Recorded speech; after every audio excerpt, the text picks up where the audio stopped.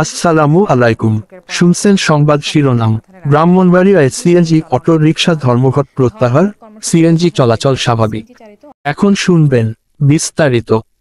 ব্রাহ্মণবাড়িয়ায় police প্রশাসনের সঙ্গে বৈঠকের পর আলোচনার মাধ্যমে সমস্যা সমাধানের আশ্বাসে টানা ৩ দিন ধরে চলা অনির্দিষ্টকালের ধর্মঘট কর্মসূচি প্রত্যাহার করে নিয়েছে সিএনজি চালিত অটো রিকশা মালিক ও শ্রমিকরা। এতে করে আজ বুধবার সকাল থেকে ফের জেলার সবকটি সড়কে সিএনজি চালিত অটো রিকশা চলাচল স্বাভাবিক হয়েছে, ফলে কমেছে যাত্রী ভোগান্তি। মঙ্গলবার ২৯ জুলাই মধ্যরাতে কর্মসূচি প্রত্যাহারের ঘোষণা দেয় সিএনজি চালিত অটো রিকশা পরিবহন মালিক সমিতি।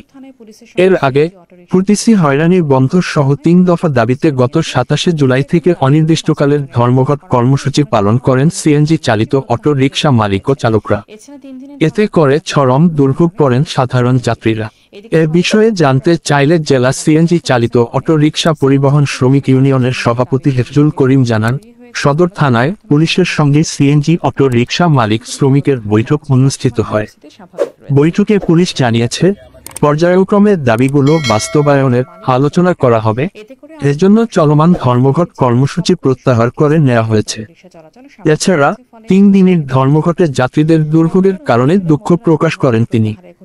এদিকে সদর থানার ভারপ্রাপ্ত কর্মকর্তা মোহাম্মদ মোজাফফর হোসেন বলেন, সিএনজি অটো রিকশা মালিক শ্রমিকদের দাবিগুলো নিয়ে যে সমস্যা তৈরি হয়েছে তা আলোচনার মাধ্যমে সমাধানের আশ্বাসের প্রেক্ষিতে তারা কর্মবিরতি প্রত্যাহার করেছে। বর্তমানে পরিস্থিতি স্বাভাবিক রয়েছে।